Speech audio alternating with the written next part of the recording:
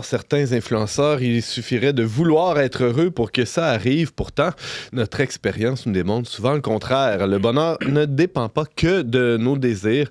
Il y a tout un mouvement là, qui s'appelle la psychologie positive qui parle abondamment de ça. Pour en discuter, on reçoit notre chroniqueur spécialiste en bonheur. Peut-être. Thomas Plouffe, aussi doctorant, accessoirement doctorant en psychopédagogie. Oui, mais ma spécialisation, c'est vraiment le bonheur. Bienvenue, Thomas. Bonjour. Toi, tu chantes la vie, tu danses la vie. Ah oui. Je ne suis qu'amour. Ben là, justement, je voulais te demander, es-tu heureux comme question d'ouverture? Bon. Ça dépend. OK. Es-tu positif? Aujourd'hui, je suis content d'être là. Je suis content de vous parler de la positivité. Ah ouais. Qu'est-ce Même que si c'est? vous allez voir que ça va être un peu critique. C'est pas tout rose, hein? La Non. positivité. Ben, Il y a des côtés négatifs à la positivité, c'est ça que tu essaies de nous dire? C'est paradoxal, hein? Selon l'angle que je prends. Ouais. Si vous avez lu la chronique, l'entrevue, en fait, qu'il y a dans la nouvelle revue du Verbe, Oui. l'entrevue avec Eva Illouz, qui est une sociologue franco-israélienne, la chronique que je vais faire aujourd'hui est vraiment complémentaire. Là. Elle va vous donner un peu plus de clés de compréhension autour de cette entrevue-là. Un texte intitulé Les marchands de bonheur. C'est une très belle entrevue que tu as réalisée dernièrement, en effet. Alors, c'est complémentaire. Pourquoi? Bien, aujourd'hui, je vais essayer d'axer ça sur la psychologie positive pour qu'on comprenne mieux c'est quoi cette affaire-là. Parce qu'elle est mentionnée. La sociologue Eva Illouz en parle, mais si on ne sait pas vraiment ce qui en retourne, c'est dur peut-être de comprendre. Donc, on va essayer de retracer un historique. Qu'est-ce que c'est? Qu'est-ce que ça dit? D'où ça vient? Puis qu'est-ce que ça dit? Bon, commençons par d'où ça vient. Ouais. C'est pas né dans les arbres, la psychologie positive. C'est apparu quand, comment? Bon, c'est assez récent, en fait. Là. On attribue, disons, on va situer le début de la psychologie positive simultanément avec le début de la présidence à l'APA, qui est l'Association américaine des psychologues. Le début de la présidence d'un psychologue qui s'appelle Martin Seligman. Il change de président à chaque année à l'APA. Puis quand Martin Seligman est arrivé à l'APA, très rapidement, en fait, il est arrivé, il a dit « Moi, je sens que je suis investi d'une mission. J'ai une mission, j'ai de la misère à situer c'est quoi. » Puis dans l'année de sa présidence, la mission lui est tombée dessus. Elle dit, il va vraiment dire, elle s'est révélée à moi comme le buisson ardent s'est révélé à Moïse. Rien de moins. Oui, c'est rien de moins. Puis, On est en quelle année, là? 1998, OK. sa présidence. Puis après ça, ben là, dans les années qui suivent, il reste impliqué. Mais c'est à partir de là vraiment que l'élan, que la psychologie positive très rapidement a été inscrite en tant que discipline reconnue. Puis ouais. on expliquera plus loin aussi pourquoi est-ce que ça a pris autant d'espace aussi rapidement. Puis c'est situé... Puis donc le buisson ardent puis plus précisément encore, il va dire qu'il y a un événement précis durant lequel la psychologie positive s'est révélée à moi. Événement très, très spécifique. J'étais en train de désherber... Là, je prends la voix de Martin Seligman. Je désherbais sur mon terrain. Un peu plus grave, je pense. Moi, je désherbais sur mon terrain à l'aide avec ma petite fille Nikki, qui a 5 ans. Et puis, désherber, c'est jamais agréable. J'étais en train de ronchonner, puis la petite fille qui lançait des herbes un peu partout, puis lui, qui lui criait après. Puis là, ma petite fille de 5 ans m'a dit « Papa, quand j'avais 3 ans, j'étais toujours en train de me plaindre puis de gémir. Mais depuis, j'ai décidé d'arrêter de me plaindre. Et ça a été la plus difficile décision de ma vie. Mais maintenant que je l'ai fait, je ne me plains plus. Si je suis capable, tu es capable toi aussi. » Et là là.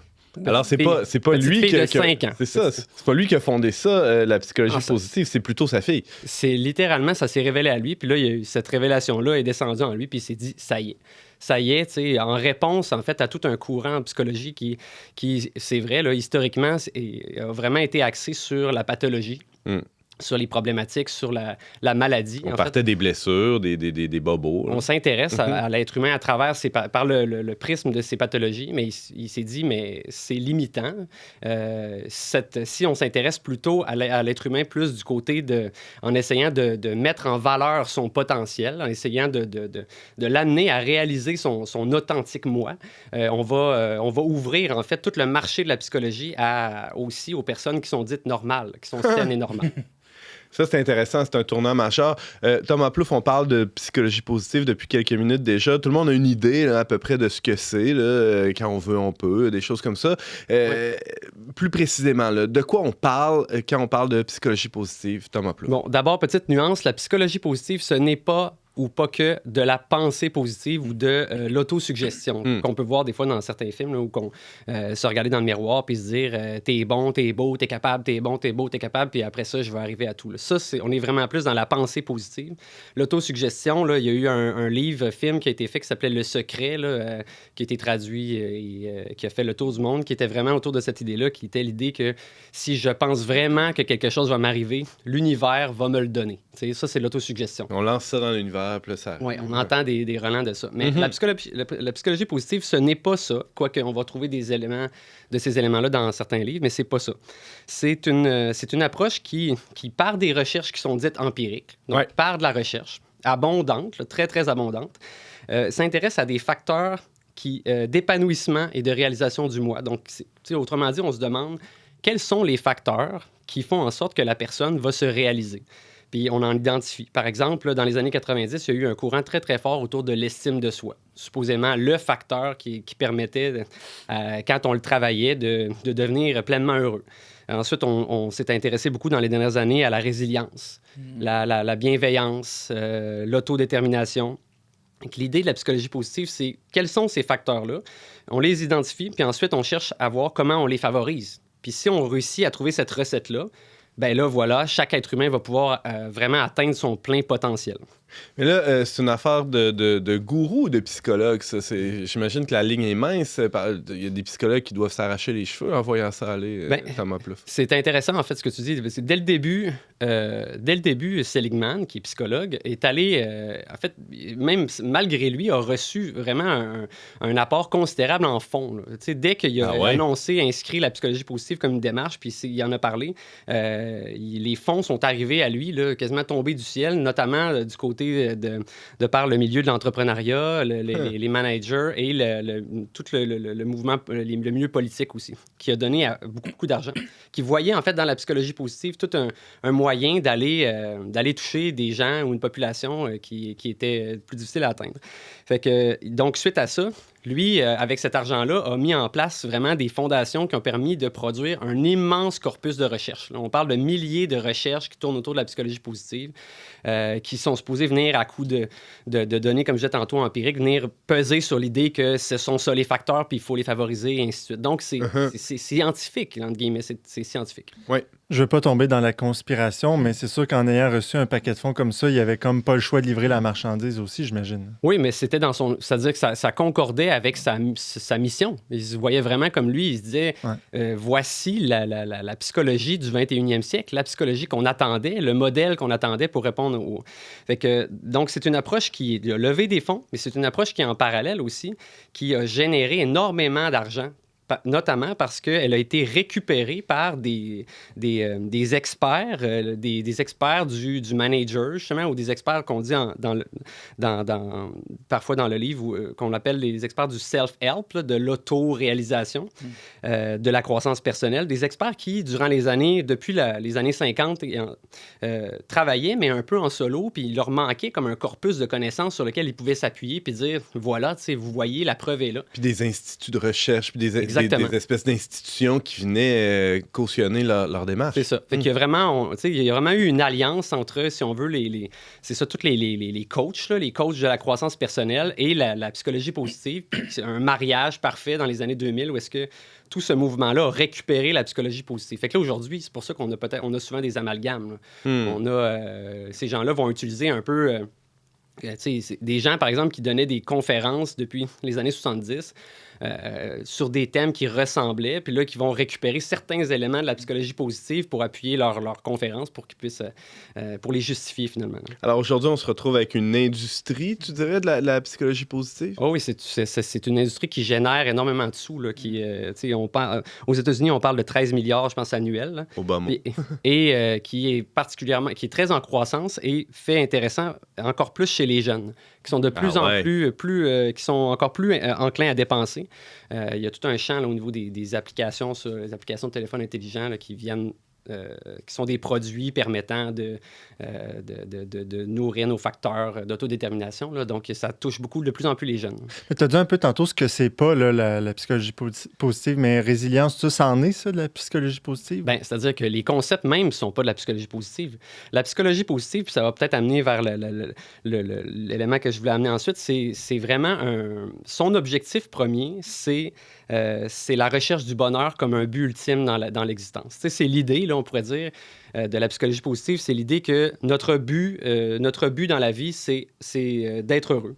Et donc, pour y arriver, on pourrait dire qu'il y a 3 postulats. Chacun est maître de son bonheur. Si tu veux être heureux, tu peux l'être, comme si on se fiait à notre...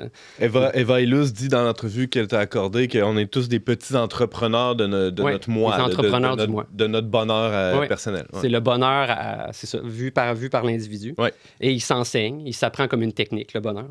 Après ça, le deuxième postulat, c'est vraiment l'idée que il faut, donc pour être heureux, il faut se détourner de tout ce qui est négatif, de toute pensée négative, de la misère psychique. Puis le troisième, les circonstances ou tout ce qui est extérieur à moi ont peu d'influence sur le bonheur et même quantité négligeable. On parle de peut-être 5 à 10 d'influence sur le bonheur. Essentiellement, 90 c'est des éléments que je peux contrôler moi.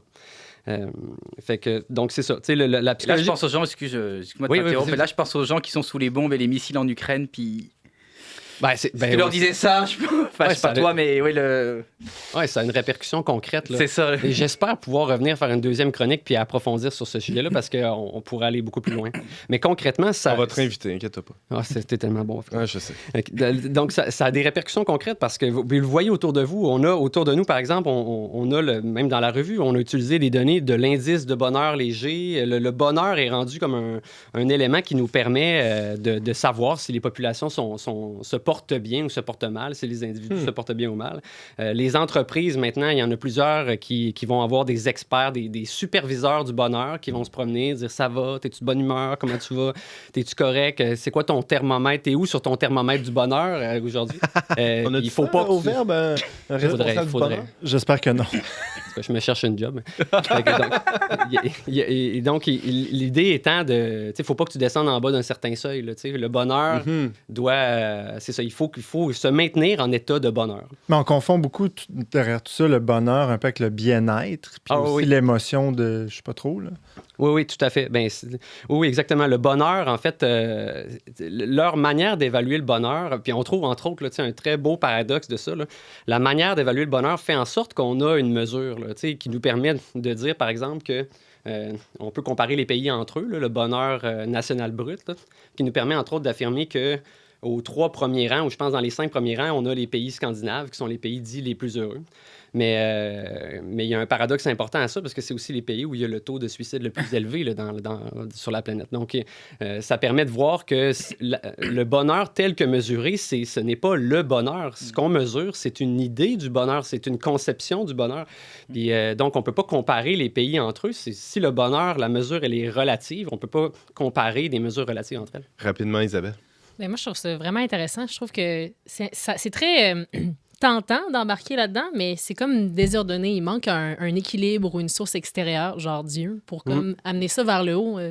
C'est vraiment... c'est un phénomène global. Là. C'est partout.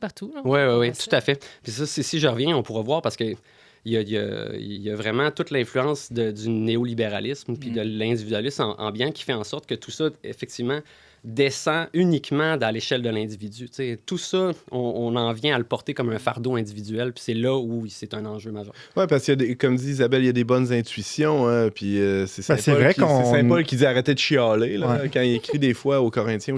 Soyez dans l'action de grâce. Oui, c'est ça, puis il faut arrêter de voir tout le temps le négatif. Là, exactement. C'est pas complètement idiot là, de penser comme ça, mais peut-être qu'il manque quelque chose. Oui, tout à fait.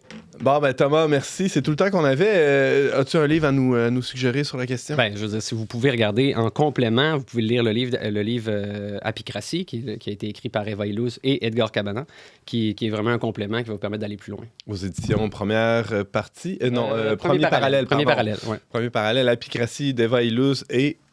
Edgar Camara. Merci Thomas Plouffe. Et on va te réinviter pour continuer la discussion, là, parler des liens avec le libéralisme et le néolibéralisme.